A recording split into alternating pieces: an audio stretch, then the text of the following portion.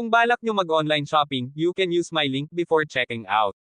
Kahit hindi yung exact product ang bilhin, counted pa rin as support. Thank you sa patuloy na suporta. Kabanata 3561 hanggang Kabanata 3570. Kabanata 3561. At sa pagkakataong ito, mas malakas at mas nakakatakot ito kaysa sa Holy King Legion na lumitaw noong araw na itinatag ni Yeshendian ang paksayon. Mahigit sa 500,000 Holy King Legions ang lumitaw sa harap ng mundo. Sa panahong ito, mahigit sa 100,000 disipulo ng Yeshendian na nasa semi-sacred state at naglilinang pa rin sa mundo ng Daoist ay nakalusot sa estado ng Holy King. Lahat ng mga disipulo ng Holy King's Realm ay sumali sa labanan. Yeshendian, lumaban. Ang mga nakakapangilabot na boses ay sabay-sabay na umalangaw-ngaw, at 12 nakakatakot na puwersa ang sumugod sa lahat ng direksyon. Yeshendian, lumaban. Ang kahangahangang tunog ay umalangaw-ngaw sa kalangitan, 12 puwersa, ang 500,000 hukbo ng Holy King ay sumalanta sa kanluran at lahat ng direksyon ng mundong ito, at pinatay ang mahigit sa 300,000 hukbo na sumalakay sa buong templo ng Yeshen. Sa sandaling ito, halos 700,000 practitioner ang nagtipon sa kalangitan sa loob ng 12-dosenang milya sa paligid ng templo ng Ye sa Tianlong Holy City. Ang isang pagsugod ay upang malusutan ang hanay ng mahigit sa 300,000 tropa sa isang iglap. Pagkatapos ng isang engkwentro, ang mahigit sa 300,000 tropa mula sa panig ng Dark Temple ay nawala ng mahigit sa 10,000 sa isang iglap. Bagaman mayroong mahigit sa 300,000 makapangyarihang puwersa na nagmumula rito mula sa Dark Temple, Zion Secret Realm, Sunset Secret Realm, Jiwei Secret Realm, Ziling Secret Realm, at iba pang estado, tila ang lineup ay talagang nakakatakot, ngunit ang mahigit sa 300,000 hukbo na Saint King mayroon lamang kalahati ng mga tao sa kaharian. Paano posibleng makipagkompetensya sa mahigit sa 500,000 Holy King ng Yeshendian na may ganitong kapangyarihan? Ang 24 na banal na emperador mula sa Dharma Guardian Temple, si Jian Huang mula sa Law Enforcement Temple, at iba pa ay sumali sa labanan. At sa sandaling ito, mula sa Tianlong Peak, 4 na figure na parang tore ang sumugod sa labanan. Sila ay natural na 4 na disipulo ni Yehan na nanatili sa tabi ng mga babae. Ngayon na ang 4 na disipulo ay sumali sa labanan, ang 4 sa kanila ay direktang lumapit sa The Four Great Angels in battle. Kasabay nito, pagkatapos pumunta si Yehan sa impyerno, lumitaw din ang nangungunang 10 alipin ng espada na hindi pa rin umaalis. Sinundan nila si Yehan noong araw na itinatag ni Yeshendian ang sekta, at hindi sila umalis dito. Pumunta si Yehan sa impyerno, kailangan nilang bantayan ang templong ito ng higit pa. Ang pakikipaglaban, bakal na dugo at nakakakilabot na pagpatay ay isinasagawa ng baliw sa mundo sa paligid ng Yeshendian. Daan-daan, libo-libo, o kahit 10,000 practitioner ang namamatay bawat sandali. At bilang Deputy Hallmaster ng Yeshendian, si Zugban Roo ay bumalik sa pangunahing tuktok ng Yeshendian sa sandaling ito, at binuksan muli ang Jetian Formation. Sumiklab ang labanan sa Tianlong Holy City. Kung walang pormasayo na magpoprotekta dito, ang Yeshendian ay wawasakin hanggang sa lupa. Ngunit si Zugban Roo ay baliw, kahit na ang labanang ito ay sisire sa buong Tianlong Holy City.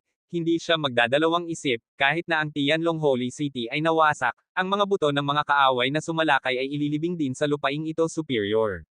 Sa pagkakataong ito, tingnan ng mga tao sa mundo ang lakas ng bakal na dugo ng Yeshendian. Sa Jetian Formation, sa itaas ng pangunahing tuktok ng Yeshendian, tiningnan ni Zugban Roo ang malawak na larangan ng digmaan ng walang pakialam, ang kanyang puso ay walang awa sa sandaling ito sa sukdulan. Asshole! Ang mga puso ng mga powerhouse sa Dark Temple at ang mga pangunahing lihim na kaharian ay napuno ng takot at galit. Bagaman maaari nilang pigilan ang nangungunang antas ng Ye Temple sa mga tuntunin ng kapangyarihan ng labanan, kabilang sa natitirang lakas, sila ay tulad ng mga gutom na lobo na nakaharap sa Ye Temple. Ang hukbong bakal na may dugong tigre, dinala nila ang kapangyarihan ng Tianlong Holy City, namamatay bawat minuto at bawat segundo. Wala bang 400,000 Holy King lamang ang Yeshendian? Bakit may napakaraming nakakatakot na Holy King ngayon? Ang mga powerhouse tulad ng Zion Secret Realm ay labis na natakot. Kung ang Yeshendian ay mayroon lamang 400,000 Holy King Legions, kung gayon maaari silang magtipon ng mahigit sa 300,000 tropa ngayon, at maaari pa rin silang makipagkompetensya sa Yeshendian. Kahit na mas mahina sila, hindi sila mawawala ng paglaban. Sa oras na iyon, hanggat sila, ang mga nangungunang powerhouse, ay pumatay sa mga miyembro ng mataas na antas ng Yeshendian, kung gayon ang 400,000 Holy King Army ng Yeshendian ay hindi magiging nakakatakot. Ngunit ngayon, ang sitwasyon sa buong larangan ng digmaan ay higit pa sa kanilang kontrol. Sa loob ng wala pang ilang minuto, tinipon ng Dark Temple ang mahigit sa 300,000 tropa, at mayroon na lamang mahigit sa 200,000 na natitira. Ang mga bangkay ng kanilang sariling mga tao ay nasa lahat ng dako sa mga guho na winasak hanggang sa lupa. Bawi. Bawi muna sa Heavenly Dragon Sacred City. Ang kapangyarihan ng Holy King Legion sa Yeshendian ay masyadong nakakatakot. Kung magpapatuloy tayo, lahat ng kapangyarihang dadalhin natin ay papatayin ng Yeshendian. Sa isang iglap, kasunod ng mga utos ng Zion Secret Realm at iba pang mga powerhouse, ang mga puwersa mula sa lahat ng pangunahing lihim na kaharian ay baliw na lumikas patungo sa labas ng Tianlong Sacred City. Sa mga tuntunin ng background ng pamilya, ang mga pangunahing lihim na kaharian na ito ay hindi maihahambing sa Dark Temple. Kung ang isang malaking halaga ng kapangyarihan ay nawala dito ngayon, ang pangkalahatang lakas ng kani-kanilang mga puwersa ay bababa ng kakilakilabot. Sila ang pinakamakapangyarihang puwersa sa 4 na lihim na kaharian, Jiwei Secret Realm, Ziling Secret Realm, at tiyak na papalitan sila ng iba pang puwersa sa kani-kanilang lihim na kaharian. Natatakot ang Zion Secret Realm na mauubos ang kapangyarihan dito, lalo na ang mga puwersa mula sa ibang estado. Sa sandaling ito, daan-daang libong puwersa ang baliw na lumilikas patungo sa labas ng Tianlong Holy City. Sa pagkakita nito, bagaman labis na nagalit ang 4 na sugo, alam din nila na kung magpapatuloy sila, ang Judgment Legion ng Dark Temple ay magdurusa ng malaking pagkalugi ngayon. Gayunpaman, nang ang mga sumasalakay na puwersang ito ay may balak na umatras, nakita nila na mayroon ding labis na nakakatakot na puwersa na lumilitaw sa labas ng Tianlong Holy City. Kung hindi mo sila matalo, gusto mong tumakas. Isang grupo ng mga taong bumabalik sa kanilang salita, dahil pinili nilang lumaban, kailangan nilang bayaran ang presyo sa dugo. Kabanata 3562. Ang Yun Family, ang Mo Family ng Meizhou, Wentinggo, ang Sword Lordly Family, ang Gongshu Family, ang Qi Family, at ilang puwersa sa likod ng mga disipulo ni Yehan ay lumitaw lahat, ngunit ang mga puwersa sa likod ng mga disipulo ni Yehan ay dumating lamang, siyam. Kahit ang Great Sun Dynasty ay dumating para sumaklolo, at ngayon ang 7th Prince ang may kontrol sa Great Sun Dynasty. Minsan siya ay nasa parehong bangka tulad ni Chu Hui, at si Chu Hui ay nasa Yeshendian. Siyempre, dapat gamitin ng 7th Prince ang kanyang lakas para sumaklolo. Nang makita ang malalakas na puwersa na lumitaw sa Tianlong Holy City na nagsasama-sama at naghahanda na umatras mula sa Tianlong Holy City, nagulat sila, at isang masamang premonition ang dumarating sa kanilang mga puso. Gayunpaman, ang mas nagpagulat sa mga powerhouse na ito ay ang taong lumitaw sa kanilang paningin sa sandaling ito. Xinwu Academy, pinangunahan ng Dean na si Xinwu ang 4 na courtyard at mahigit sa 50 banal na emperador na lumitaw. At sa tabi ng Xinwu Academy, mayroong 3 dawis na pari ng Taoism, at halos 100 malalakas na tao ng Taoism. Maling kalkulasyon, ang Xinwu Academy at Daomen ay nakatayo pa rin sa likod ng Yeshendian. Ang mga mukha ng mga powerhouse sa iba't ibang lihim na kaharian ay nagpakita ng kawalan ng pag-asa, at sila rin ay labis na nagsisisi sa kanilang mga puso. Kung hindi sila kontrolado ng galit ngayon, mas makatwiran sana sila, marahil ay hindi pa nagsisimula ang labanan. Hindi dapat kayo pumunta sa Yeshendian ngayon, wala si Yehan dito, ngunit ang mga puwersang ito ay pinili pa ring sumulong para sa Yeshendian. Amitabha. Ang isang tunog ng Buddha ay tila naglilinis sa nakakatakot na pagpatay sa mundong ito. Pagkatapos ng paglitaw ng Xinwu Academy at Daomen, ang paglitaw ng 4 na banal na Buddha ng Buddhism at halos 100 Buddha ay ganap na nagpaalam sa mga powerhouse tulad ng madilim na templo, isang hitsura ng paghihirap at kawalan ng pag-asa. Kahit ang mga higanteng puwersa tulad ng Buddhism ay sumali sa labanan. Sa sandaling ito, nang makaharap ng malalakas na puwersa na gustong umatras mula sa Tianlong Holy City ang mga nakakatakot na pag-iral na ito, may isip ang resulta. Sa sandaling iyon, mas nakakatakot pa ang bilang ng mga namatay. Huwag mo akong sisihin sa pagiging walang awa, lahat. Ang mga powerhouse ng 3 higanti ng Taoism, Xinwu Academy, at Buddhism ay nagtulungan. Ang nakakatakot na kapangyarihan na iyon ay sumasakop sa mga powerhouse ng Dark Temple at iba pang mga powerhouse na may nakakatakot na hininga ng kamatayan. Sa sandaling ito, nang makita ang paglitaw ng mga puwersang ito na dumarating upang tumulong mula sa lahat ng panig, natakot ang mundo sa labas ng Tianlong Holy City. Sa paglitaw ng mga puwersang ito at ang pagsadyap kay Ye Shendian, ang mga naghula sa saloobin ng Xinhuo Academy at Daomen kay Ye Shendian ay sa wakas ay nagkaroon ng sagot sa kanilang mga puso, 8-8. Sa wala si Yehan, ang mga puwersang ito ay malakas pa rin sa likod ng Ye Shendian. Kahit wala si Yehan, tatayo pa rin sila para kay Ye Shendian. Anong uri ng alindog ang mayroon si Yehan? Kahit pagkatapos niyang mamatay, pinuprotektahan pa rin ng mga taong ito ang Ye Temple na itinayo niya, at kahit ang mga Buddhist na santo na ayaw pumatay ay handang makisali para sa Ye Temple na itinayo niya. Dugo dito. Nagulat si In Chanji. Hindi maisip na ang isang tao ay maaari pa ring magkaroon ng gayong kalaking impluensya pagkatapos ng kanyang kamatayan. Alindog, kaya niyang mag-isa na lumikha ng gayong nakakagulat na Ye Temple, paano ito maihahambing sa mga ordinaryong tao, hindi pa banggitin, mula sa grupong ito ng mga walang disiplinang grupo ng kabataan na may kakayahang ilipat ang mundo, makikita natin ang kanyang alindog. Ang mga mata ng unang emperador ay walang malasakit, namatay si Yehan, at hindi niya natalo ang taong ito na natatangi sa bawat aspeto, na naging panghabambuhay na panghihinayang sa kanyang puso. Para mapasailalim ang grupong ito ng mga lalaki sa aking katawan, ang ganitong uri ng alindog ay talagang walang kapantay. Bumantong hininga si Yin Chanji, sayang, ang gayong talentadong tao na hindi pa isinisilang sa loob ng libu-libong taon, ang kamatayan ay masyadong walang silbi, hindi ito sulit. Pagkatapos ng araw na ito, natatakot ako na kailangang kilalanin muli ng lahat sa mundo ang 12 powerhouse ng Ye Shendian's Youth League, at kilalanin muli si Ye Shendian. Sa narito si Yehan, ang liwanag ng Youth League ng Ye Shendian ay natakpan, kaya hindi nakita ng mundo ang kanilang katakutin. Ngayon na wala si Yehan, ang grupong ito ng mga lalaki ay nagsimulang ipakita ang kanilang kinang at ginulat ang mundo. Bagaman patay na si Yehan, ngunit ang Ye Shendian ay may 12 malalakas na kabataan, at ang Ye Shendian ay magiging maluwalhati pa rin sa hinaharap. Oo, kahit wala si Yehan, sa potensyal ng 12 malalakas na miyembro ng Ye Shendian Youth League, karapat-dapat silang mamuhunan mula sa lahat ng puwersa na dumarating upang suportahan ngayon. Kapag lumaki ang mga taong ito sa hinaharap, ang Ye Shendian ay magiging paano nakakatakot. Hindi lang maisip.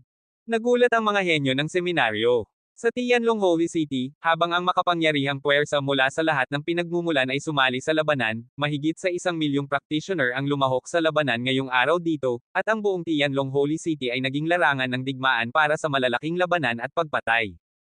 At ang sinaunang lungsod na ito, din sa ilalim ng ganitong uri ng kakila-kilabot na digmaan, ay matagal nang winasak hanggang sa lupa, nawasak, tanging ang templo na nababalot sa porma sayon sa lungsod ang nakatayo pa rin.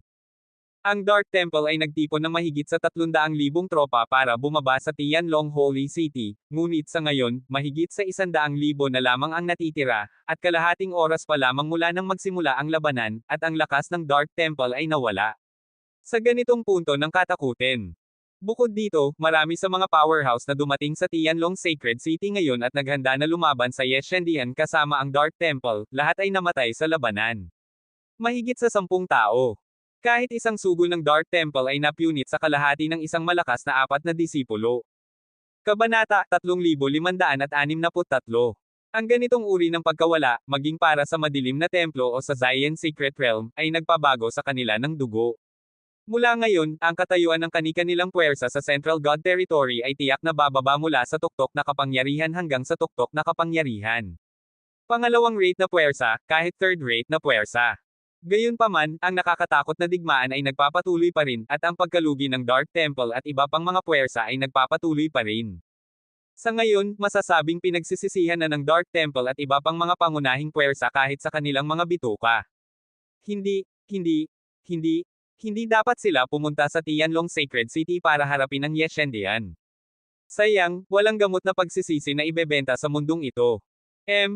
Kung gusto mong harapin ako, Ye Shendian, dapat kang maging handa na mamatay. Ngayon na nasa kulungan ka, makakatakas ka ba? Ang labanan ngayon ay dapat sapat na para makita ng mundo kung gaano takot ang Ye Shendian. Sufeng sa itaas, si Zugproj na ay nakatayo na nakapamaywang, na may walang malasakit na ekspresyon sa kanyang mukha, at tiningnan ang nakakapangilabot na digmaan na may paghanga. Ang digmaang ito na idinirekta niya ay nakamit na ang mga kamangha-manghang resulta, na nagpasaya sa kanya sa ganitong uri ng controlled global feeling. Bilang isang tagapayo, at bago umalis si Yehan, ipinagkatiwala sa kanya ni Yehan ang gayong malaking deal tulad ng Ye Shendian, kung gayon kailangan niyang magpasa ng isang perpektong sagutang papel. Ye Shendian? Ang usapin ngayon?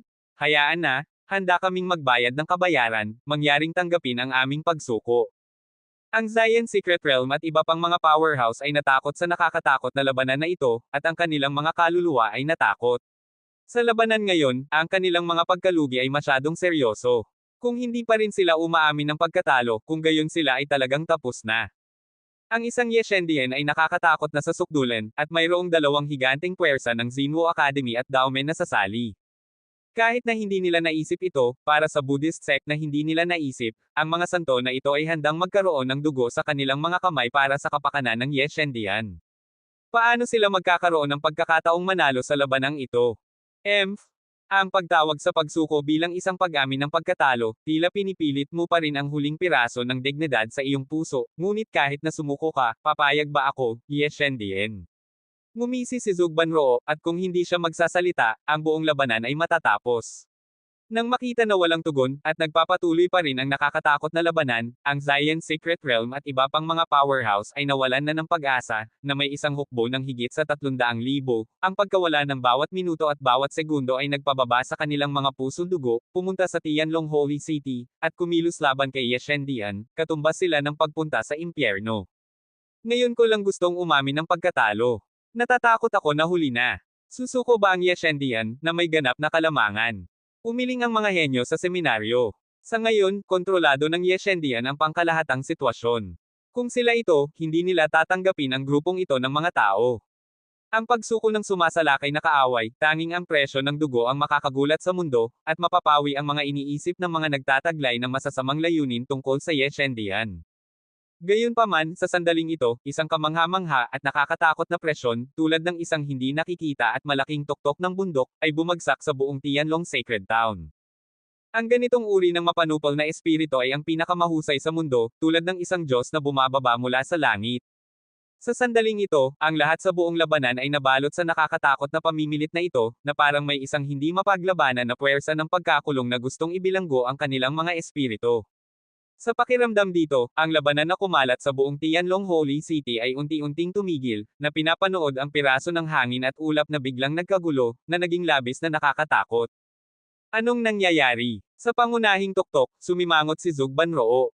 Isang higanti ang lumitaw. Sa labas ng lungsod, kinibit ni Yin Chanji ang kanyang mga mata, ang nakakagulat na aura ng pamimilit na makapagpatigil sa buong larangan ng digmaan, tanging ang mga pag-iral tulad ng mga higanti ang may gayong nakakatakot na lakas.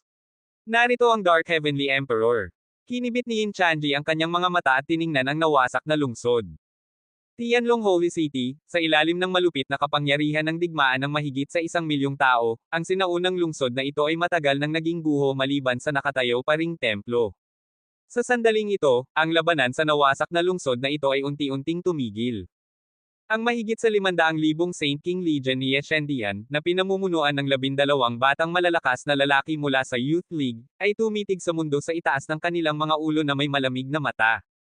Sa magkabilang panig ng hukbo ng Holy King sa Yeshendian, mayroong lahat ng uri ng puwersa na dumating upang tumulong. Tumigil na ang labanan ngayon. Ang Dark Temple ay nagtipon ng mahigit sa 300,000 tropa, at mayroon na lamang 100,000 na natitira. Ang malalaking puwersa ay nawalan ng mahigit sa 200,000 katao.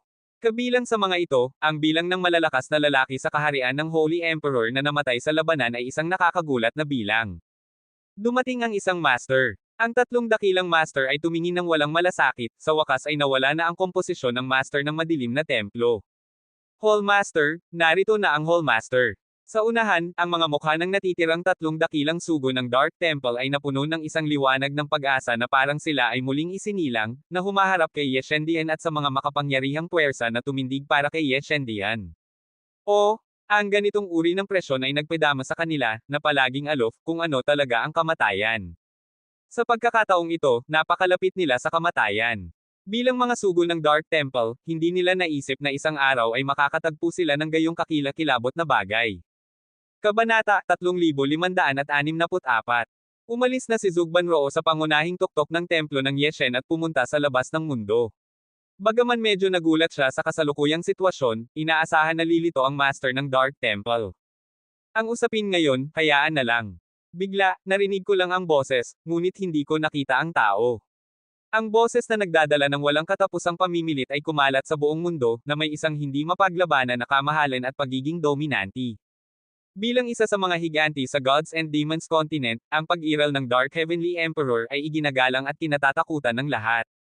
Sa pagkarinig nito, mula sa itaas hanggang sa ibaba ng Yeshendian, mahigit sa 500,000 disipulo ng Holy King ang biglang sumugod na may napakalaking kapangyarihan sa pagpatay, at kung hindi nila sila matatalo, gusto nilang sumuko. Sabihin ng apat na salitang hayaan na lang.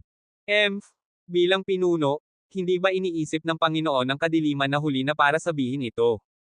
Ngumisi ng malamig si Zug Prajna, ngayon na ang perpektong oras para tipunin ng Yeshendian ang karamihan para wasakin ang mga sumasalakay na kaaway na ito sa isang bagsak, at ngayon gusto niyang huminto dito, kaya bakit magsimula? Isang simpleng mga langgam, kino-question mo ba ang mga salita ng emperador? Bahagyang nagalit ang madilim na emperador, at isang nakakatakot na presyon ang kumalat tulad ng pagbagsak ng langit. Sa pagkakita nito, sabay-sabay na humakbang pasulong sina Din Zinwo, ang 3 dakilang master, at ang 4 na dakilang Buddha, at tumayo sa tabi ni Zug Prajna, na humaharang sa nakakatakot na presyon para sa kanya. Master ng Dark Palace, ang usapin ngayon ay pinukaw ng iyong Dark Temple, at tinalikuran mo ang Yeshendian. Ngayon na nakagawa ka ng pagpipilian, bakit kailangan mong bumalik sa iyong salita? Iniisip ba talaga ng Dark Temple na kami ay isang display lamang, Buddhism na takot sa madilim na templo? Ang 3 dakilang master ay may mahigpit na mata. Kahit na humaharap sila sa mga higanti tulad ng madilim na emperador, hindi nila kailangang pahinain ang kamahalan ng Daoist sect sa mga puso ng mundo. Zinwo Academy, Daomen, Buddhism, napakagaling. Ang boses ng Dark Heavenly Emperor ay napuno ng nakakatakot na galit, kaya, gusto mo bang tuluyang burahin ang aking Dark Temple mula sa Central God Realm? Ha. Kung ang Dark Temple ay talagang walang pakialam sa buhay at kamatayan, sa palagay ko, handang pumunta si Daoist Ancestor at ang Holy Buddha sa Dark Temple kasama ang Holy Spirit. Hindi ko alam kung nangangahas ang Dark Temple na tanggapan ang mga bisita. Bigla, isang tunog ng galit na halakhak ang sumalanta sa mundo tulad ng isang marahas na bagyo. Sa ilalim ng paningin ng lahat, lumitaw ang isang matatag na higanti na nakasuot ng gintong baluti. True Martial Academy, Patriarch of the Holy Spirit. Sa pagkakita nito, nanginig ang mga puso ng mga powerhouse tulad ng Dark Temple at Zion Secret Realm. Bagaman lumitaw ang Dark Emperor at pansamantalang pinatatag ang sitwasyon, mayroon pa ring 3 puwersang nasa antas ng higanti na nakatayo sa likod ng Yeshendian. Kung ang 3 higanting ito ay lumitaw ng sama-sama, kahit na ang madilim na emperador ay kailangang lumayo. Banal na espiritu ng Zinwo Academy, kakapasok mo pa lang sa banal na daan, tila sa tingin mo ay maaari kang makipagkompetensya sa emperador na ito. Sa sandaling ito, sa paglitaw ng ninuno ng banal na espiritu, sa wakas ay ipinakita ng madilim na emperador ang kanyang tunay na katawan. Ang kabilang partido, na nakasuot ng isang napakagandang itim na balabal, ay tulad ng isang hari sa gabi na maaaring mamuno sa buong gabi. Ang kanyang katawan ay hindi mukhang marilag, ngunit ang mga mata na iyon ay tulad ng isang walang ilalim na bangin. Parang nanginginig ang kaluluwa ko. Hoy! Gusto kong lumaban sa iyong Dark Temple Master, ngunit mas gustong mambuli ng iilan ang banal na espiritong ito, Dark Palace Master, hindi imposible na palayain ito, ngunit gusto ng banal na espiritong ito at ni Daozo na pumunta sa Dark Temple sa lalong madaling panahon, hindi ko alam kung nangangahas kang buksan ang gate ng bundok para tanggapin ang mga bisita. Ngumiti ng bahagya ang ninuno ng banal na espiritu, na humaharap sa 3 higanti, nangangahas bang lumaban ang madilim na emperador. Sinasabing ang napakagandang itim na mata ng Dark Heavenly Emperor ay kusang gagalaw ng walang hangin, at ang kanyang mga mata, na tulad ng isang walang ilalim na bangin, ay nagniningning na may nakakatakot na banal na liwanag, na parang papawiin ang lahat ng nakikita. Sa harap ng ganoong prangkang pagbabanta mula sa Holy Spirit Patriarch, kahit na ang Dark Heavenly Emperor ay hindi nang ahas na sumang-ayon dito mismo, ngunit dahil ang dalawang master ay nagsanib puwersa para patayin siya, sino sa mundo ang hindi matatakot? Yeshendian, pinataas nito ang kaalaman ng emperador na ito. Ang Zinwo Academy, Daomen, at mga sektang Buddhist ay protektado. Sa pagkakataong ito, ang aking madilim na templo ang naitanim. Pagkaraan ng 3 araw, ang aking madilim na templo ay maghahanda ng isang regalo ng paghingi ng tawad at personal na ipadala ito kay Yeshendian. Para sa usapin ngayon, hayaan na lang. Pagkatapos ng lahat, direktang pinunit ng Dark Heavenly Emperor ang kawalan at nawala ng walang bakas. Sa pagharap sa ninuno ng Holy Spirit na pumunta sa Dark Temple para tanggapin ang mga bisita, hindi personal na maaprubahan ng Dark Heavenly Emperor, kahit na ito ay magdudulot ng Dark Temple ang kamahalan ay bumagsak, at iyon ang tanging paraan para makapunta. Hehe. Gaya ng inaasahan sa Dark Heavenly Emperor, prangka ang taong ito, kahit na mawala siya sa kanyang dating mukha, wala siyang pakialam dito.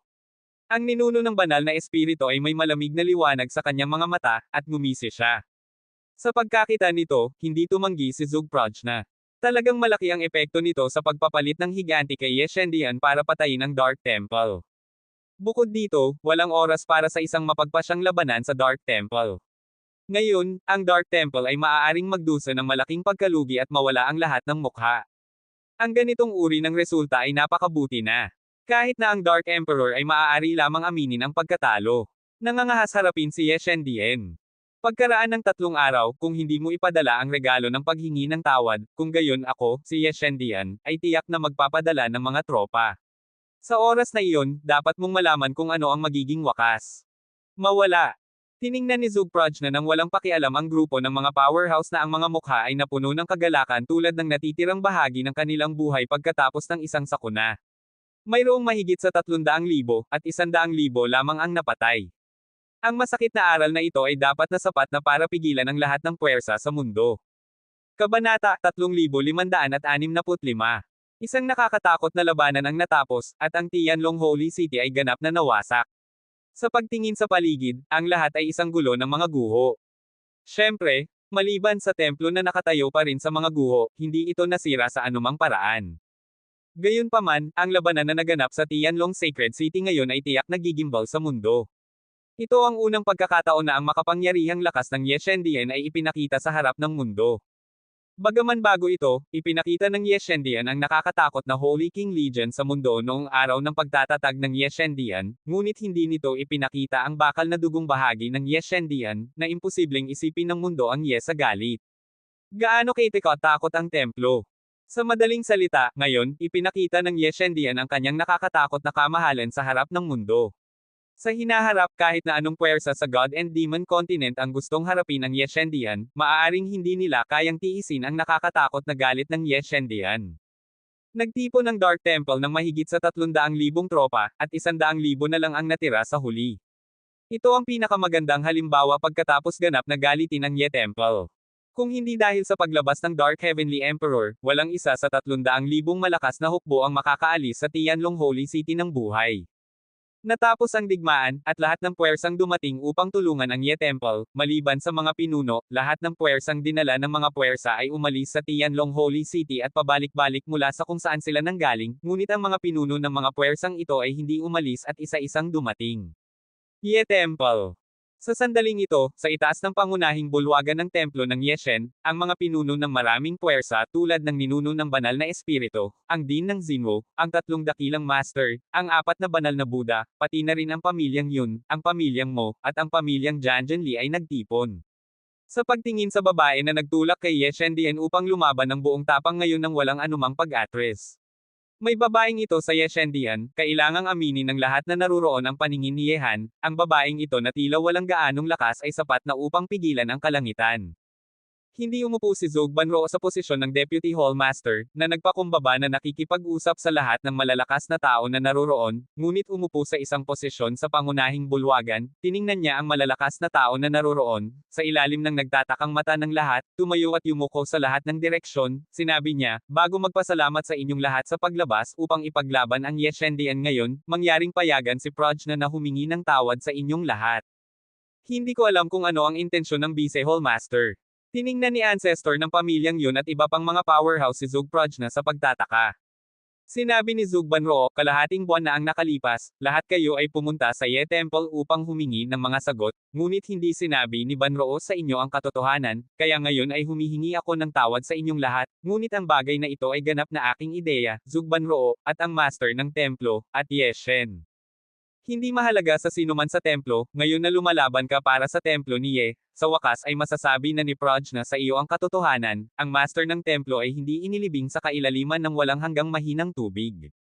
Sa pagkarinig nito, bukod sa Taoism, Buddhism, at Zinwo Academy na palaging naniniwala na buhay pa si Yehan, ang kagalakan ay sumilay sa mga mukha ng iba pang mga powerhouse tulad ng ninuno ng pamilyang yun. Ha. Alam kong hindi basta-basta mawawala ng buhay ang batang ito.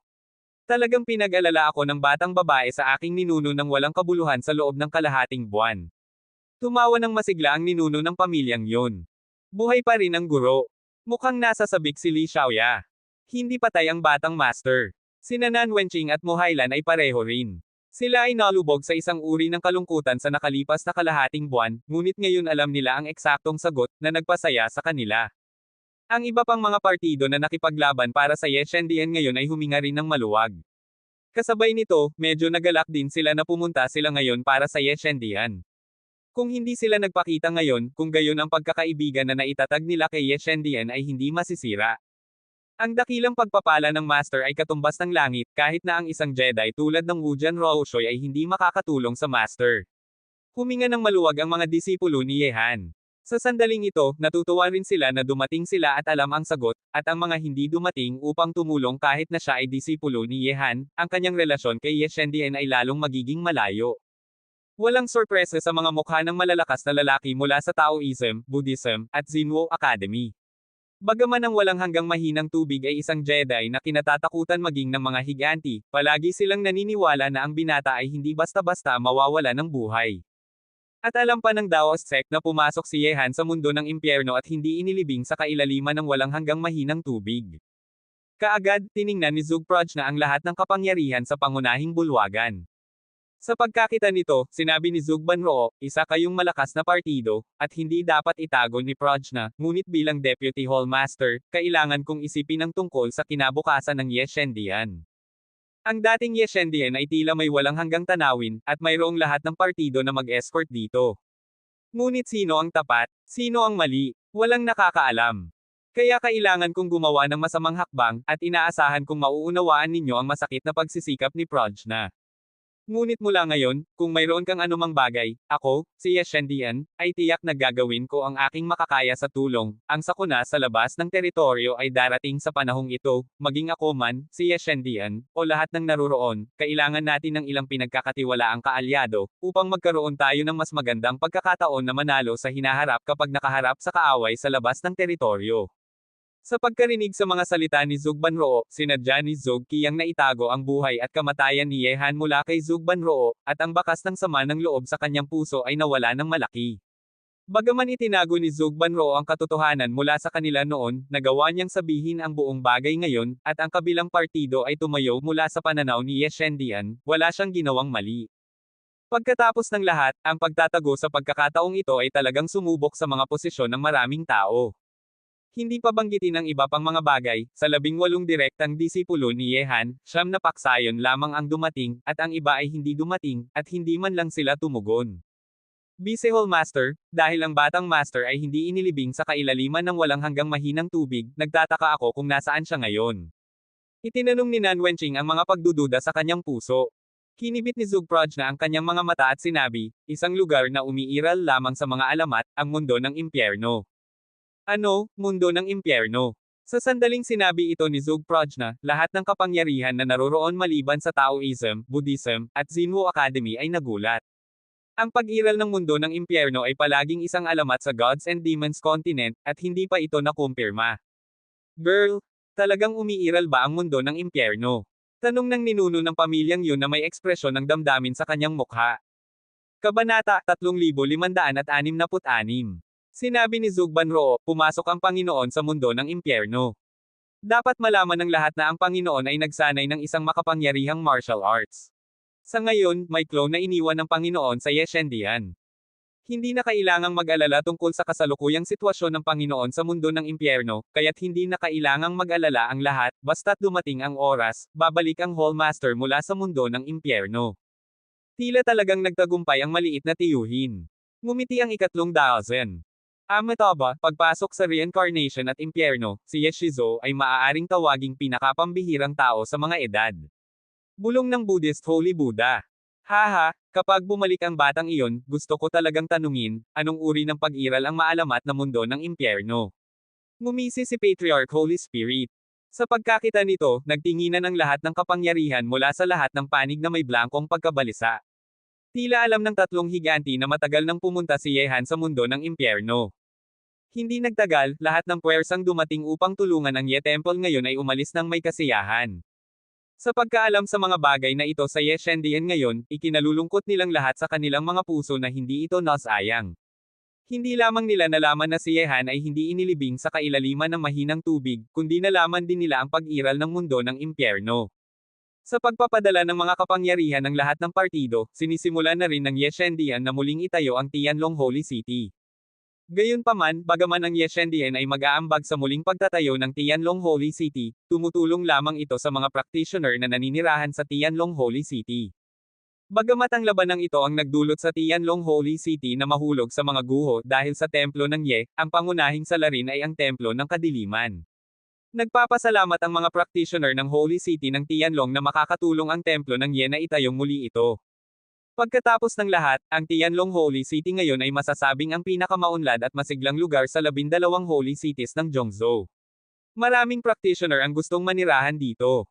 Kahit na ang Tianlong Holy City ay naging isang guho, gusto pa rin nilang itayong muli ito. Kahit na magbukas ka ng isang restaurant dito, maaari kang makakuha ng maraming libreng mapagkukunan ng pagsasanay araw-araw.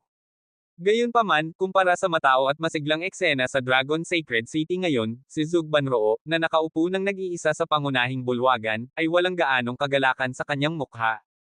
Nawala ng sensory connection ng avatar at si Yehan, ang bagay na ito ay lampas sa kanyang kontrol, hindi niya sinabi ito sa lahat ng makapangyarihang partido ngayon, kahit na ang Ye Shendian ay ang tanging nakakaalam ngayon. Ano ang pinagdaraanan mo sa mundo ng impyerno ngayon? Unti-unting sumimangot ang itim na kilay ni Zug Banroo. Kung talagang namatay si Yehan sa hindi kilala at misteryosong mundo ng impyerno, ano ang dapat niyang gawin noon? Sa pagtatapos ng super labanan sa Tianlong Holy City, ang nangyari dito ay mabilis na kumalat sa lahat ng direksyon, at alam ng lahat na nakatitig sa lugar na ito ang balita. Panginoon ko, may balita mula sa Central God Realm. Southern God Territory, Human Race, si Kang Tianzhou, na nagsasanay, ay dahan-daang binuksan ang kanyang mga mata. Sa katunayan, naghihintay siya ng balita mula sa Central God Territory, kung tama ang hula ko, si Ye Shendian ang dapat na nanalo. Tumango si Kang Jinglo at sinabi, ang kapangyarihang inilantad ng Ye Shendian sa mundo sa pagkakataong ito ay mas nakakatakot kaysa dati. Mahigit sa kalahating milyong banal na hari ang lumahok sa labanan, at maging ang batang master ng Dark Temple ay namatay sa youth group ng Ye Shendian. Sa mga kamay ni Ye Cheni, ang mga hari, mayroong isang instant kill. Noong naroon si Yehan, bagaman inaangkin ng Ye Shendian Youth Group na sila ay isang malakas na binata sa kanilang sariling karapatan, hindi gaanong tao ang nagbigay pansin sa youth group na ito, lalo na kay Ye Tian. Hindi ko inaasahan na ang taong ito ay napakakatakot. Isang legion ng higit sa kalahating milyong banal na hari, isang makapangyarihang youth group. Kinuyam ni Kang Tianzhou ang kanyang mga mata, at naisip niya ang maliit na mundo na dinala sa kanya ni Yehan, bago harapin ang pagsalakay ng Monster Clan at labanan ang mga batang henyo ng Monster Clan, si Kang Tianzhan ay nakalusot sa Immortal Realm sa mundo ng Daoist. Panginoon ko, unti-unting lumalakas ang Ye Shendian, at mas nakakatakot ito kaysa sa inaakala. Itinaas ni Kang Jinglo ang kanyang mga kilay ng espada. Pumunta siya para batiin si Ye Shendian noong araw na itinatag ni Ye Shendian ang kanyang sekta. Nakakagulat ito sa kanya, gaano katagal na ang nakalipas, at ang kapangyarihan ng Ye Shendian ay lumakas muli. Tila sa ilalim ng kontrol ng babaeng iyon na si Zug Prajna, ang Ye Shendian ay hindi lamang hindi tumigil, ngunit naging mas malakas. Sinabi ni Kang Tianzhang na may makitid na mga mata, sa tingin ko, magandang bagay na nakagawa ng napakabilis na pag-unlad ang Ye Shendian, kahit papaano, si Ye Shendian, na umuunlad pa rin, ay hindi naging negatibo dahil sa pagkamatay ni Yehan. Ano ang ibig sabihin nito? Nangangahulugan ito na malamang na hindi inilibing ang lalaki sa kailaliman ng walang hanggang mahinang tubig. Hindi imposible, ngunit ang background ng Ye Temple ay talagang napakalakas. Kahit wala si Yehan, kayang suportahan ng youth group sa ilalim niya ang kalangitan. Sinabi ni Kang Tianzhang, sa tingin mo ba ang youth group na maaaring ipagkatiwala ng mahahalagang gawain ng lalaking iyon ay isang grupo ng mga karaniwang tao? Gayunpaman, ang youth group ay nagpakita ng ganoong malakas na gilid ngayon, tila kinakailangan ng muling unawain ang youth group na ito. May madla. Kung wala ang Ye Shendian ni Yehan, natatakot ako na turn na ng grupong ito na pumunta sa harapan. Sumilay sa mga mata ni Kang Jinglo ang isang ningning ng layunin sa pakikipaglaban, at ngayon ay ipinakakalat ng mundo ang katatakutan ng Yeshendian Youth League. Bilang pinuno ng emperador, syempre gusto rin niyang pumunta at matuto mula sa kanya. Sa pamamagitan ng paraan, ano ang nangyari sa Xinwo Academy at Daomen sa pagkakataong ito? Tanong ni Kang Tianzang. Sasabihin ko sa Panginoon ang tungkol dito. Sabi ni Kang Jinglo. Sa pagkakataong ito, hindi lamang ang Xinwo Academy at ang Daoist sect ang tumindig para sa Yeshendian, kundi pati na rin ang Buddhist sect, at mayroon ding ilang puwersa na palakaibigan kay Yeshendian. Sama-sama, pinuksa nila ang mahigit 200,000 tropa, at ang kasalukuyang Tianlong Holy City ay ginawang mga guho. Kung hindi lumabas ang madilim na emperador sa huling sandali, lahat ng sumalakay kay Yeshendian ay mapupuksa. Humakbang pasulong ang Heavenly Emperor at yumoko. Sa pagkarinig nito, sumilay sa mga mata ni Kang Tianzang, at agad siyang tumawa ng maliwanag, sumanib ang tatlong higanti upang protektahan, paano mangangahas ang Dark Emperor na huwag yumoko. Ngunit tila hindi pa rin patay ang lalaki, ngunit bakit gumawa ng labyrinth si Zog Prajna? Narinig ko na sa mga puwersang naging kaibigan ni Yeshendian, may ilang hindi tumindig para kay Yeshendian sa pagkakataong ito. Hehe, kaya ganoon pala. Tila naghahanda na si Zog Banroo para sa ngayon kalahating buwan na ang nakalipas. Natatakot ako na ang mga puwersang lumalaban para sa Yeshendian sa pagkakataong ito ang mga tunay na kaalyado na hinahanap ni Zog Banroo para sa Yeshendian. Kailangan kong sabihin, siya talagang nagtagumpay itong mapanganib at tuso na babae. Ngumiti ng bahagya si Kang Tianzang, at tumingin sa direksyon ng Central God Realm, ang kanyang mga mata ay maliwanag at nakasisilaw. Kabanata 3567. Sumali ang tatlong higanteng puwersa sa labanan. Sa pagkakataong ito, nagduso ng malaking pagkalugi ang Dark Temple. Tila unti-unti silang babagsak mula sa altar at papalitan ng iba. Si Tian Shuyo, Li Zhengdao at iba pa ay nagbibigay pansin din sa nangyari sa Central God Realm. Pagkatapos ng resulta, lahat sila ay nakahinga ng maluwag. Hoy! Wala na ang pangatlong kapatid, iniisip talaga ng mga taong iyon na madaling aibuli ang Yeshendian. Ang talas ng Yeshendian sa pagkakataong ito ay dapat sapat na upang ang mga nagtataglay ng masasamang layunin ay huwag manggahas na kumilos ng padalos-dalos, ngunit sa pagkakataong ito, ang mga lalaki mula sa youth group, ito ay totoo masyadong magandang ipakita ang iyong mukha. Ngumisi si Zhonwu Zhuang.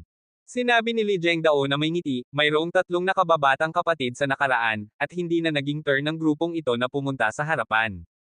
Ngayon na pansamantalang umalis ang pangatlong nakababatang kapatid, hayaan ng mga taong ito na makita ng mundo ang katatakutan ng Youth League. Wala ang pangatlong nakababatang kapatid. Ang kinabukasan ng templo ay hindi pa dapat maliitin, ngunit narinig ko na may ilang hindi nagpakita sa pagkakataong ito, tila ito ang layunin ng babaeng iyon na si Zog Prajna na magtayo ng isang labyrinth. Sinipan nila. Lumabas ang tatlong higanti, at tila medyo hindi inaasahan ang mga bagay. Ang Demon Clan, ang nagtitiwalang mukha ni Wang Chuyi ay nahulog sa malalim na pagmumuni-muni, patay na si Yehan, bakit hindi pa rin nagtitipid ng pagsisikap ang mga puwersang ito? Kahit ang Buddhism ay bumaril. Juzi, bagaman nakakatakot ang Yeshendian, hindi sila ang target namin ngayon. May balita mula sa Spineless Land, at naayos na ang sitwasyon. Kailangan na lang nating maghintay para sa tugon mula sa Monster Race. Kapag hindi tumanggi ang Monster Race, maaari tayong sumalakay sa Human Race. Habang natatapos ang super labanan sa Tianlong Holy City, ang balita ay kumalat sa lahat ng direksyon, at ang buong continent of gods and demons ay nakakagulat at kumukulo. Sa pagharap sa pagdating ng mahigit 300,000 tropa mula sa Dark Temple, ginamit ni Yeshendian ang kanyang lakas upang ipaalam sa mundo kung ano ang inviolability. Mula ngayon, walang sinuman sa mundo ang mangangahas na maliitin ang Yeshendian, kahit wala si Yehan, malakas pa rin si Yeshendian. Bukod dito, ipinaalam din ng Yeshendian na wala si Yehan sa mundo kung gaano kalakas ang youth group ng Yeshendian. Ang 12 malalakas na batang lalaki, sa ilalim ng kanilang pamumuno, ay bumubuo ng prototype ng isang makapangyarihang teritoryo para sa Yeshendian. Siyempre, para sa pagkabigla ng mundo, ang mga naghihinayang at nagsisisi sa ngayon ay ang mga partidong nakatanggap ng kahilingan ng Yeshendian para sa tulong ngunit hindi tumugon. Kahit na ang pinaka-natitirang mga inapo sa kanila ay direktang disipulo ni Yehan, wala silang pakialam sa krisis na kinakaharap ng Yeshendian. Kahit na gusto ng mga direktang disipulo ni Yehan na tulungan ang Yeshendian, hinaharangan sila ng mga nakatatanda sa likod nila, at kinukulong pa. Ngunit kahit na pinagsisisihan nila ito sa sandaling ito, nawala rin sa mga puwersang ito ang pagkakaibigan ni Yeshendian.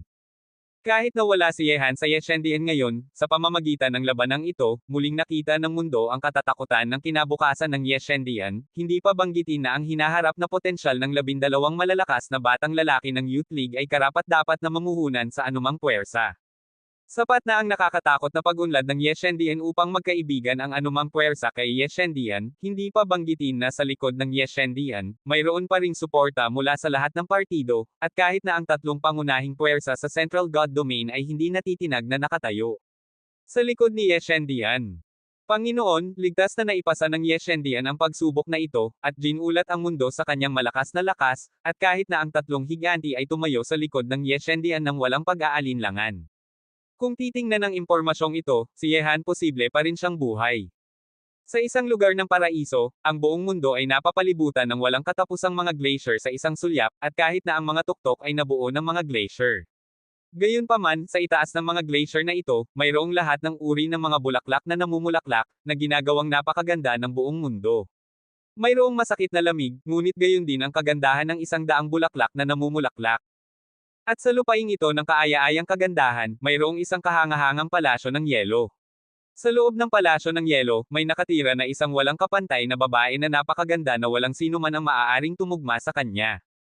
Ang isang taong may napakaraming Dharma body ay nakatakdang ng Diyos, paano siya mahuhulog ng madali?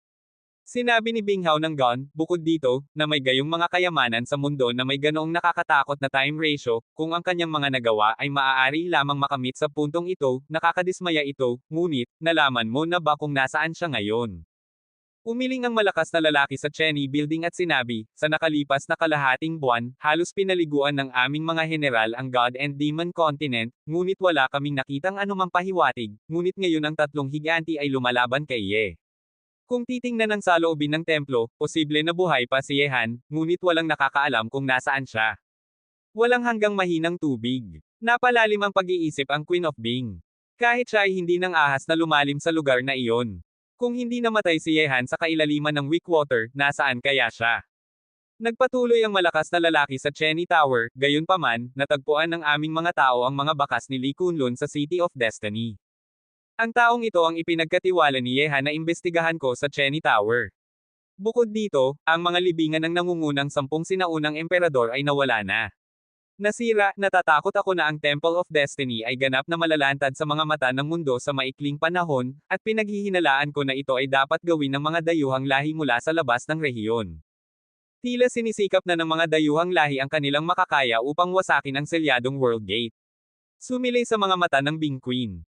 Panginoon, dahil pinili ng mga sinaunang Diyos ang kanilang mga kahalili, ang kanilang selyo sa World Gate ay hindi magtatagal. Kung titingnan ang kasalukuyang sitwasyon, kung matuklasan ng isang dayuhang lahi mula sa ibang mundo ang pagluluwag ng selyo sa World Gate, natatakot ako hindi magtatagal bago sila pumunta sa selyadong gate ng mundo at pumunta sa lupain ng mga Diyos at demonyo. Ang bagay na ito ay talagang napipinto na, ngunit ang batang iyon ay nawala sa juncture na ito. Unti-unting kinuyam ng magagandang mata ni Binghao, at sinabi, pumunta at ayusin ito. Kapag lumitaw ang templo ng kapalaran, palaging binibigyang pansin ng mga tao ang gate ng mundo. Mga pagbabago, kapag dumating ang mga dayuhang lahi mula sa labas ng rehiyon, makakapaghanda ang Gods and Demons Continent sa lalong madaling panahon, inaasahan kong ang bagay na ito ay makaakit ng pansin ng mga pinuno ng lahat ng lahi. Ang malaking labanan na nakatagpo ni Yeshendian sa Gods and Demons Continent ay natapos na, ngunit si Yehan, na malayo sa mundo ng impyerno, ay sumasailalim pa rin sa hindi makataong pagpapahirap at mga pagsubok sa bundok ng anino ng banal na lungsod ng mundo ng gulong. Sa nakalipas na ilang araw, ang kanyang kapangyarihan ng kaluluwa ay nilamon ng ginto at bato sa kakaibang mundong iyon, at natiis na ni Yehan ang higit sa 200 nakakatakot na pagsubok. Gayunpaman, ang bawat pagsubok at kung ano ang hinarap niya ay parang isang hindi makataong pagpapahirap kay Yehan. Kabanata 3568. Mula sa nakakatakot na apoy sa simula, pagkatapos ay ang talim ng hangin na maaaring pumutol sa kaluluwa ng isang tao, pagkatapos ay ang nakakatakot na kulog, bagyo, hurno, at kahit na iba't ibang mga eksena ng ilusyon, minsan ay pinatay pa ni Yehan si Yeching gamit ang kanyang sariling mga kamay sa ilusyon. Ang ganitong uri ng pagpapahirap ay tila walang katapusan.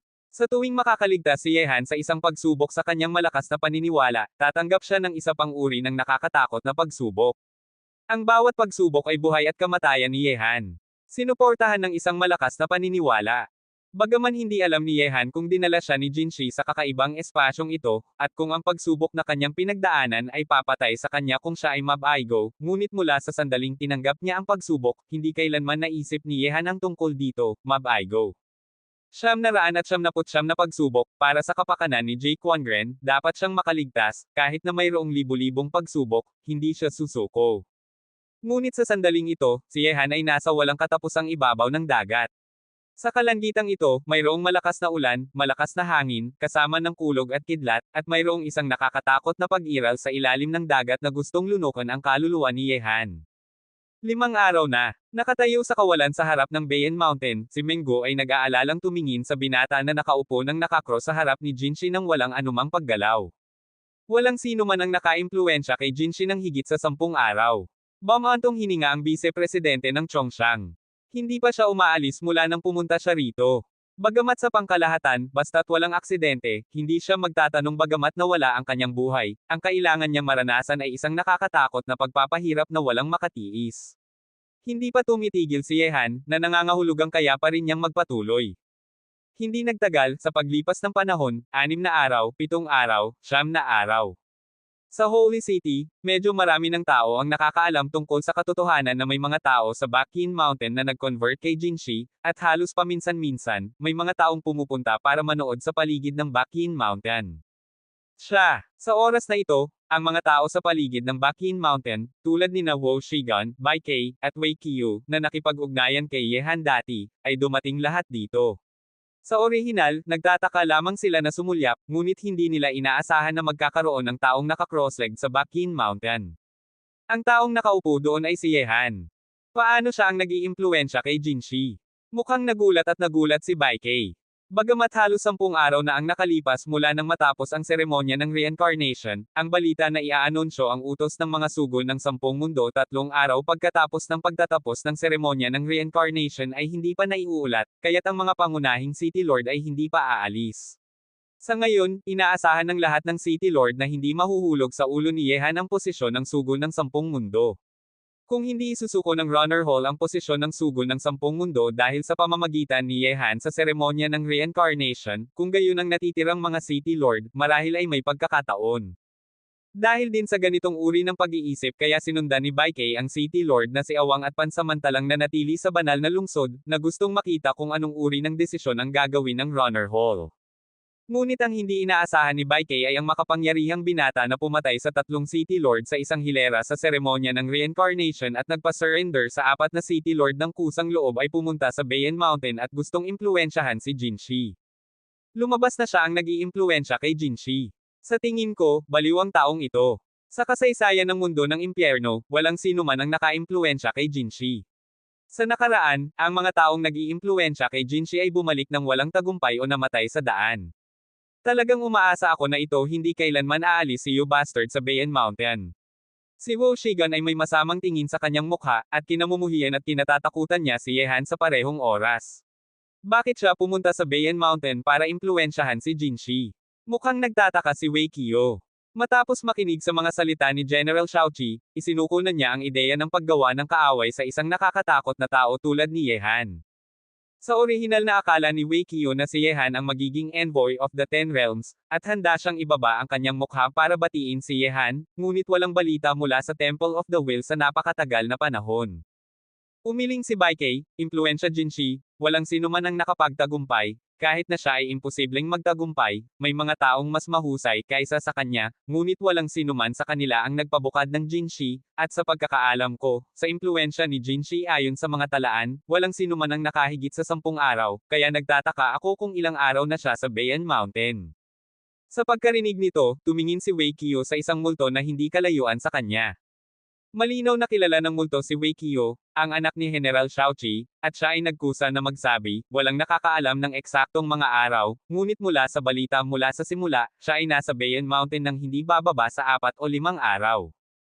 4 o 5 araw. Sa unahan, lumingon si Vice-Presidente ng Merchant at sumulyap, ngunit walang sinabing higit pa, ngunit alam niya na si Yehan ay pumasok sa Bayan Mountain sa loob ng 9 na araw, at maaaring masira ng kabilang partido ang record kung mananatili siya ng 1 araw pa.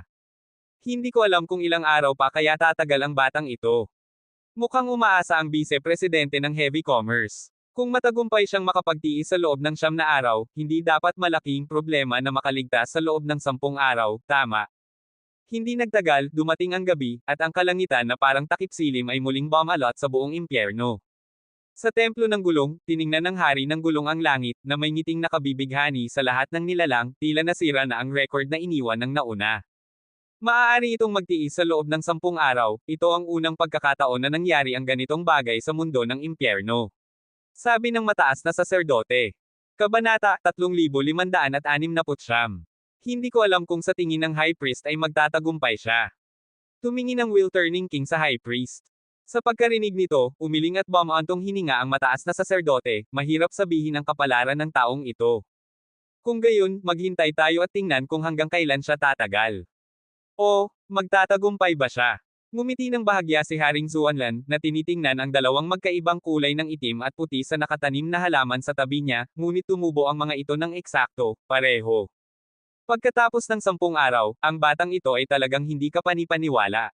Sa likod ng malilim na bundok, tiningnan ng Vice-Presidente ng Chongqiang ang kalangitan na parang takip silim, na may gulat sa kanyang mukha. Ngayon sa kakaibang mundong iyon, hindi na maalala ni Yehan kung ilang araw na ang kanyang pinagdaanan. Alam lamang niya na dapat siyang magtiyaga sa harap ng bawat pagsubok, kahit na sa bawat pagsubok ay parang namatay na siya ng isang beses. Pareho, ngunit hindi pa rin siya maaaring sumuko. 500. Umiikot ang screen, at sa sandaling ito, hindi mabilang na masasamang espiritu ang lumitaw sa paligid ni Yehan, at ang mga umuungal na boses ay sapat na upang punitin ang mga kaluluwa ng mga tao. Ang pagsubok na kasalukuyang pinagdadaanan ni Yehan ay ang 500 at wala na siyang naranasan. Ang 9 na pagsubok ay papalapit ng papalapit sa 999 na pagsubok. Habang papalapit siya sa tagumpay, mas lumalakas ang paniniwala ni Yehan. Sa pagtatapos ng tagumpay, hindi siya dapat mabaigo. Bagaman, ang ganoong uri ng hindi makataong pagpapahirap ay nagpedama sa kanya na hindi na niya gustong pagdaanan muli ito, ngunit hindi pa rin siya maaaring sumuko. Hindi nagtagal, ang 11 araw, ang 12 araw, ang 13 araw, ang 15 araw. Lumipas ang panahon sa bawat araw, at si Yehan ay nagpatuloy sa pag-impluwensya kay Jinshi sa loob ng 15 araw. Ngunit sa paningin ni Bai Kay, Wu Shigan at iba pa, 10 araw lamang ang naranasan ni Yehan. Ngunit mula sa kanilang pananaw, kahit na 10 araw lamang ang naranasan ni Yehan, ginulat pa rin niya sila ng hindi masukat. Talaga bang nakaligtas ang bastardo na ito ng 10 araw? Sumikdo ang mukha ni Wu Shigan, natuklasan niya na kahit sa anumang aspeto, ang binata na nagpataas sa kanya ng pagkapuot at pangamba ay napakatangi. Natatakot ako na ganoon nga. Hindi bababasa noong pumunta kami rito, nakita naming nabuhay siya sa loob ng 6 na araw gamit ang aming sariling mga mata, at 4 o 5 araw bago kami pumunta rito, may nakakita na sa kanyang lumitaw sa Bakin Mountain. Sabi ni Bai Kay, sabi niya na may gulat sa kanyang mukha. Sa oras na ito, isang figure na nagpataas ng paghanga sa lahat sa lugar na ito ang lumitaw dito, at lumitaw ito mismo sa tabi ng Vice-Presidente ng Merchant. Si President Chanji, hindi ko inaasahan na pupunta rin siya. Matandang lalaki, hindi pa bumababa ang batang ito mula sa Bayan Mountain ng higit sa 10 araw ng diretso. Tanong ni President Chanji na may ekspresyon ng damdamin sa kanyang mukha. Habang tumatagal si Yehan, mas masama ang kanyang pakiramdam. Kung talagang nagtagumpay si Yehan kung gayon natalo siya sa taya sa Vice-Presidente ng Merchant. Bakit? Gusto mo lang ba talaga na mabaigo ang batang ito? Binigyan ng rebirth Vice President si President Chanji ng maputing tingin. Syempre hindi. Namula si Elder Chanji, kahit na talagang iniisip niya. Ang pagtitiyaga ng higit sa 10 araw ng diretso ay isang natatanging bagay. Paano ginawa ng batang ito? Sabi ni President Chanji na may pagkabigla sa kanyang mga mata. Iwan mo na sa akin, kung hindi mo ako pupurihin, hindi ako mabibigo. Sa kakaibang espasyong iyon, si Yehan ay may mabangis na mukha at magkakasamang sakit, ang kanyang nakapangangilabot na ungol ay tila sumisira sa kakaibang mundong ito. Sa dilim, mayroong isang boses na patuloy na umaalingaw-ngaw sa mga tainga ni Yehan. Kung gusto mong sumuko siya, ito ay parang isang sumpa. Hindi ito kailanman hihinto at patuloy na lilito, na nagpapabagsak sa espiritu ni Yehan sa bawat sandali sa gilid ng 17 araw, 18 araw, 19 na araw. Lumilipis pa rin ang panahon sa bawat araw, at ang banal na lungsod ay ganap na nayanig. Mahigit 10 araw na ang nakalipas mula nang impluwensyahan ng binata mula sa Bayan Mountain si Jinshi.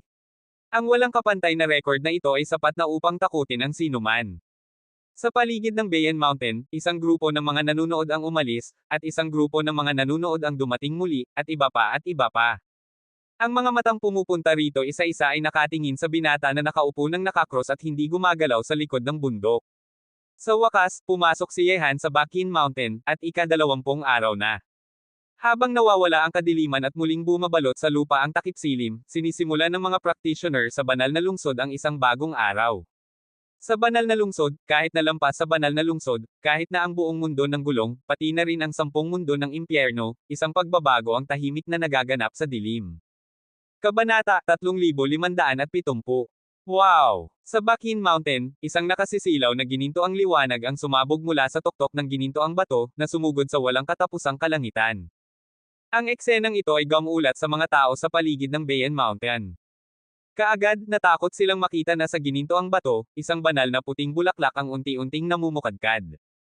Kasabay nito, sa buong banal na lungsod at sa buong lupain ng mundo ng gulong, ang ganitong uri ng puting bulaklak ay lumitaw sa bawat sulok. Sa sandaling ito, ang 10 mundo ng impyerno ay binibigyang kulay ng isang banal na puting kulay, na parang nililinis ang impyernong ito. Lahat ng masasamang espiritu ng mundo. Ang buong banal na lungsod, ang mga kalye at mga eskinita, ay namumukadkad ng parehong uri ng banal na puting bulaklak sa sandaling ito, na nagpapahintulot sa lahat na masaksihan ang nakakagulat at kamangha-manghang eksena. Hindi lamang ang banal na lungsod, kundi ang buong mundo ng gulong, at maging ang buong 10 mundo ng impyerno, ay namukadkad ng banal na puting bulaklak na ito sa sandaling ito. Sa sandaling iyon, ang mundo ng impyerno sa ilalim ng takip-silim ay ganap na binigyang kulay ng isang uri ng banal na puti, at isang alon ng banal na hininga ang inilabas mula sa mga banal na puting bulaklak na ito, na nagpidama sa mga tao ng kapayapaan at nagpawi ng kanilang puot. Nang kumalat ang walang katapusang banal na aura na ito sa buong 10 kaharian ng impyerno, sa 4 na malalaki at maliliit na impyerno, ang mga multo na sumasailalim sa iba't ibang pagpapahirap upang bayaran ang mga utang ng kanilang nakaraang buhay, ang umuungal na boses ng mga multo at lobo ay humina. Ang ganitong uri ng banal na hininga, na may isang uri ng kapangyarihan ng paglilinis tulad ng hininga ng Budismo, ay maaaring linisin ang lahat ng masasamang kaisipan sa mundo, at maaaring linisin ang ugat ng lahat ng kasamaan sa mundo. Sa sandaling iyon, ang masamang bunga ay nililinis, at ang masasamang kaisipan ay nagiging walang laman. Sa 4 na malalaki at maliliit na impyerno, hindi mabilang na mga multo ang nakakumpleto ng kanilang mga merito at birtud, pumasok sa 6 na reinkarnasyon, at itinayong muli ang kanilang kabilang buhay. Amitabha, ng buong katapatan, binuksan ang ginto at bato, lumitaw ang mga bulaklak ng nakaraang buhay. Kalahating bakante ang impyerno, kung ano ang hindi nagawa ng maliit na monghe noon, ngayon ay may isang nakagawa nito.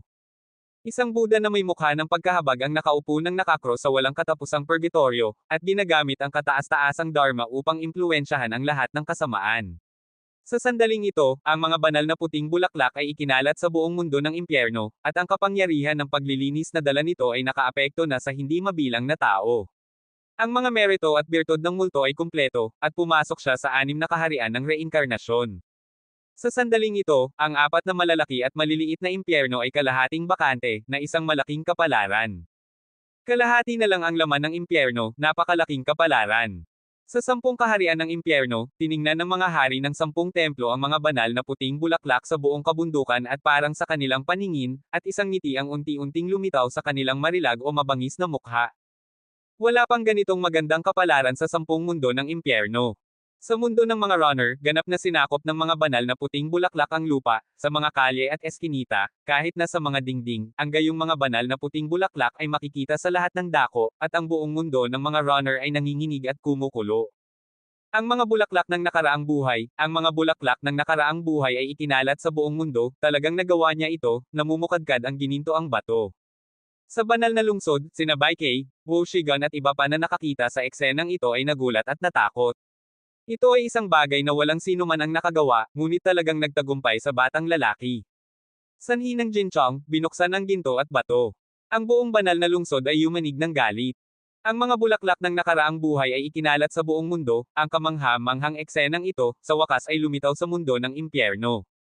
Sa Zuanlan Temple, ang napakagandang mukha ng Zuanlan King ay nagpakita ng ginhawa at isang hindi may tatago na pagkabigla.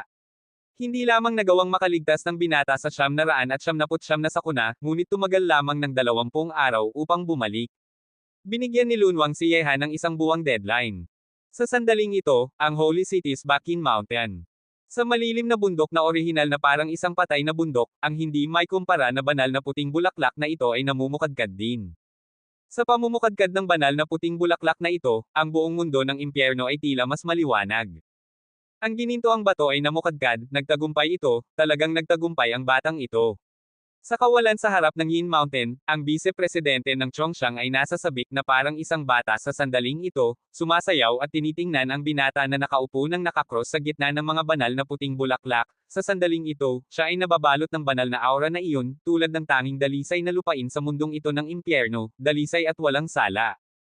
Oo, nagtagumpay ito. Bulong ni Chairman Chanji, na may gulat na ekspresyon sa kanyang mukha. Ngayon ay nakalimutan na niya ang taya sa pagitan ng kanyang sarili at ng vice-presidente ng merchant, at ang kanyang puso ay ganap na napuno ng malakas na pagkabiglang iyon.